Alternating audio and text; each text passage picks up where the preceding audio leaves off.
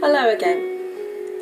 As someone who has a diploma in neuro-linguistic programming, today I'm going to speak to you some harsh words and some light words. Harsh words you may define as dark, and light words you may define as light naturally. So, I wish to enlighten others here on the negative and positive effects of how this can and is used. Words, their meanings and the triggers they can and do release within us. When people walk into a disorganised or unclear situation, they generally walk away. Hence, to keep people motivated, you have to keep them organised as well as be organised yourselves. Good leaders help participants feel more secure and confident. If the leader understands what's going on and what needs to occur, then the leader can effectively delegate responsibilities and include all participants effectively. Unfortunately, most situations end up where a person's feeling threatened in a meeting, especially in that by an authority of some kind. And that ends up threatening, and the person who feels threatened starts to threaten themselves and threaten other people, and they might threaten litigation at that point. Rather than there being a defined leader, the meeting ends. No attempts to make it different, simply that. This is something that has happened to me, and shows an inept leadership within teams and their complaints managers, who in fact should never want for it to go that far. However, it is an authority. They are protected on every level by a very competent legal team often. Everyone living today is under the control of this system where nobody but the system wins. If you get legal assistance, they're a part of the same system, and you end up using the system to fight the system. And so, my decision to do this NLP course was to learn how to deal with issues like this and create the positive outcomes for all. To be the leader within the team, even if they don't know it. My personal goal was to become the life coach to help others. I also choose to become a Samaritan to help support people in need, suicidal people. I'm a mother to a vulnerable adult who tends to be treated as a problem in society simply because he's different, whilst everybody in society forget they too are different in some way or another. And so I choose to do this for the sake of those I love. And I've held every intention to bring positivity into our lives and to the lives of those who feel harmed, who self-harm and feel there's no hope. And to change the mindset of those who are hurting and those who hurt to one of self-healing. Everyone who thinks that I have let them down, if they looked at themselves for a minute, would find that they've let themselves down, because this is and always has been about self-healing and self-motivation. I can't do that for anyone. It's an inside job. I can be the catalyst to help them and to make them see, but ultimately it's their job to seek for that healing and find that place within themselves. A number of highly acclaimed motivational speakers have implemented the art of NLP to train others how to reprogram their mind for success. But success itself is usually about businesses and about financial gain rather than a self-motivational game, where accepting life is emotionally tough. And the only way to bring forward anything is through this emotional and psychological growth, which in itself is evolution. Often we're too busy focusing upon money, fearing how we might lose things through debt. And debt itself is a very emotionally charged word. We're all of us trying to live normal lives with what life throws at us. But we're so obsessed with money, whether it's to get more, to pay bills. Some will kill for more and some will kill so they can pay less. We hold this thing called money into the highest power, even above life. And it's all a diversion to make us stop focusing about what's going on out there. So, time to wake up. Mastering NLP is not an easy thing to do. Many, or more accurately, most people can't even manage to control their own brain enough to get out of bed on time in the morning, let alone completely revamp the inner workings of their conscious mind. And even those words themselves are a judgment to those in the world who have nothing to get up for but starvation and famine. Yet some complain they can't get up because tomorrow looks a repeat of yesterday, forgetting they have the power to change that. Even if yesterday didn't include a walk in the woods, today might if you choose it. The lifelong pursuit of mastering NLP is nothing short of the lifelong pursuit over mastery of the self, and it is proven. There's a science called neuroplasticity. It means that our thoughts can change the structure and function of our brains. And just like with every science, it starts with a vision.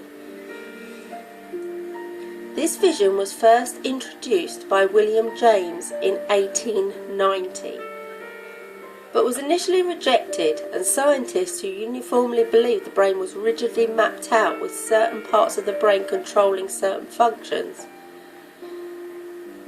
If that part is dead or damaged, the function is altered or lost. Well, it appears that they were wrong.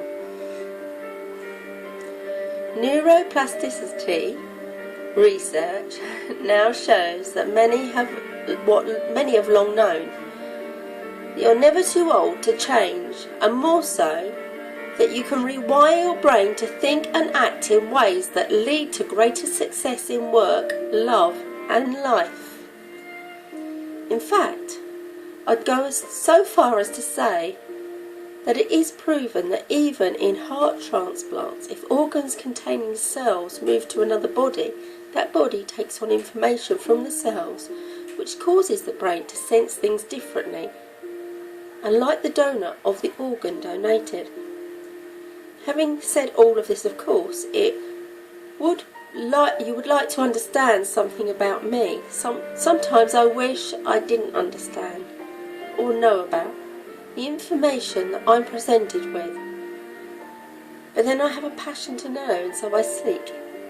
And when I find, there are times when I've cursed my newfound knowledge about my brain's ability to master skills that have long eluded me, whether it's about developing healthier habits and learning new ways of responding to environmental triggers. Ultimately, this knowledge has been extremely valuable. But in learning, there's something about my life that I've lost. But I can't be lazy, and I need to know more. It's a passion beyond the physical passion to earn money and get more, I guess. But you know, and I know the old saying, can't teach an old dog new tricks. It's really just a false and convenient belief that spares us from the effort involved in learning new tricks. Life backing up my computer. So these ghetto words like I can't do this is just a lazy choice. And so I continue to wish to know more, learn more, understand more, care more, love more. This lost could go on forever. And so I did this NLP course, skeptically, because some will say, isn't NLP all about getting people to do what they don't want to do? And I had to think about that too. And in my thinking, I would say that it's a bit like saying that a hammer is a tool of destruction. Yes, it can be used to smash up a set of fine china, but most humans I've ever seen have used hammers to do building and to build something, not bust something apart. In the same way, NLP is a tool, and how that tool is used depends on the underlying motivation of the person who wields it. And just as with anything, the decision on how we use it comes with a choice. And it is here where we can either thank God that we have a choice or curse God, because this choice enables people to use any tool to do harm, and they do.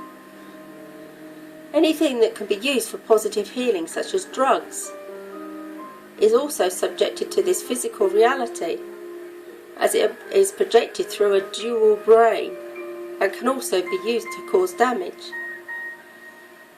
This applies to everything and anything you can use to change anything. You can use it to do harm, or you can use it to do good. And there lies the devil, evil within us, or the divine God, good within us. The two hemispheres of the brain making positive, creative, or negative, destructive decisions. So we're left with two words, manipulation and influence. Manipulation is defined as having control over others, by having the ability to influence their behaviour, emotions, and their actions, so things can go in the manipulator's favour, and to control or play upon artful, unfair, or insidious means, especially to one's own advantage. In my experience, a manipulator tends to play on others' fears, greed, a form of fear or guilt. Those being manipulated feel pressured, trapped, or angry. They may react this way, in which case the manipulator then uses the reaction as a means to cause those who react as unstable. Certain services, such as lawyers, social services, use these tactics to undermine a perfectly healthy individual, a parent, for example. In contrast, the word influence has an ancient root in the Middle English word for the emanation of the stars. Definitions include the emanation of moral or spiritual force. People who are influential tend to be charismatic and admirable. We are inspired by them and aspire to be like them. We feel good around them. Of course, not all influences are good, and some may feel manipulated by these people, most likely because of a personal past of which they focus upon immoral intent. But have you noticed that we need to say bad influence to clarify a negative effect? We never have to add bad when we're talking about manipulation. When I think of manipulation, I think of someone who cares only about his own needs, a person who puts his own self-interest above all others. For instance, a child is naturally self-centred and convinced of their own omnipotence, can be excellent manipulators. They're savvy enough to have figured out how mum and dad what their hot buttons are, and they'll push those buttons relentlessly to get exactly what they want. It's for mum and dad to be aware to parent appropriately, taking this into consideration, But then, how easily and really prepared is anyone for parenting? When we give birth to a child, instincts say, I will protect you with all my heart, mind, body and soul. Suddenly we become aware of something of ourselves which before that moment never really existed, before now, before that child. Parenting changes us into something more aware, more beautiful. It awakens ourselves beyond selfishness. And more so when our child becomes ill or sick or is disabled. We change. Boy, do we change. So many adults grow out of this type of manipulation, but some don't. A family member of mine admits that she uses her emotionality to bend others at her will. She simply hasn't figured out alternative ways that would be more pleasant for her and for the rest of us to get what she wants. You think a she who contains this selfishness is bad, looks at a male who has no purpose or reason to change. So a child, for most normal, emotionally healthy individuals, changes them dramatically, normally in a good way. Influence comes from a parent. Learn from me. Manipulation comes from someone who needs something from you. Need. Now that's a word. Nobody needs love. Love is what you give. The more you give, the more you get. Simple. So compared to manipulation, influence has a more positive connotation that takes into consideration others' needs and desires. As parents, we want to influence our kids to be healthy and safe, yet we may leave out that to be emotionally healthy, we have to realise others' emotions count. A quote I like from author George Eliot: "Blessed is the influence of one true, loving human soul on another." To you and your positive influence on the world. So let's look at how NLP can be used in negative ways. Recently I saw an interview by Jon Snow of Russell Brand, where NLP was used to undermine Mr. Brand simply because it was very clear Jon Snow didn't like him. Others may not see the dislike. Anyone who does a TV interview has the job to bring enlightenment to those they interview. This means bring the intention of those they interview out into the open.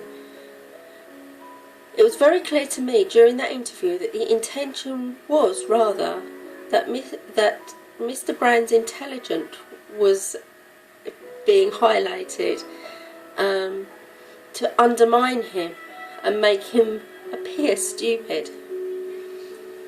Jon Snow used NLP in his unethical way because his own personal political beliefs felt threatened.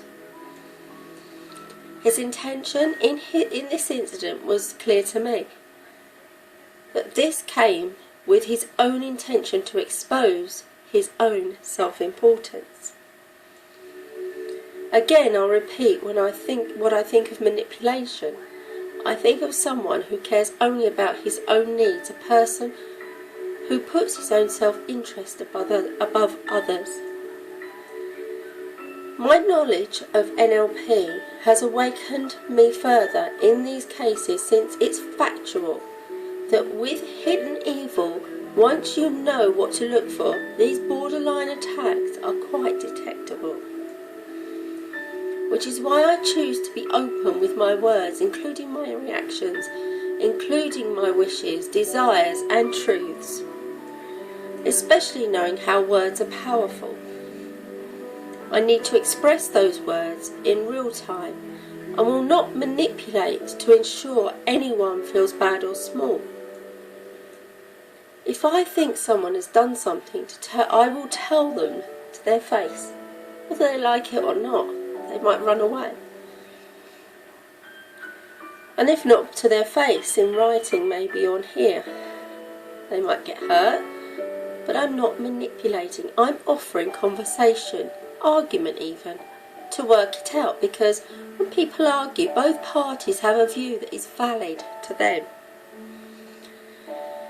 If you can argue it out without storming out, without taking any responsibility, and come to a conclusion, then both have won. And so, back to NLP, intentions is all. If there is a disagreement and the intent is to reach a positive conclusion, there lies a positive end to any disagreement. But if the intent is to win at any cost, if the intent is of personal power, then the party who walks away or intends to do harm emotionally and psychologically, he believes he's already lost. Nobody walks away from an argument they're winning. So this person's chosen defeat. He has chosen to lose everything. He has chosen self-pity, victimhood and anger, and he'll carry that out elsewhere. Even if it isn't elsewhere projecting this, and this is where others will begin to avoid that energy, particularly those who are of positive intent, because this is most where the draining of energy is most felt. In people that are very highly sensitive, they will detect these feelings and emotions. The emotional empaths will pick this up. Whilst being most able to detect those negative energies are the ones who will most take steps to energetically protect themselves. This is not a game. Though it may be for some.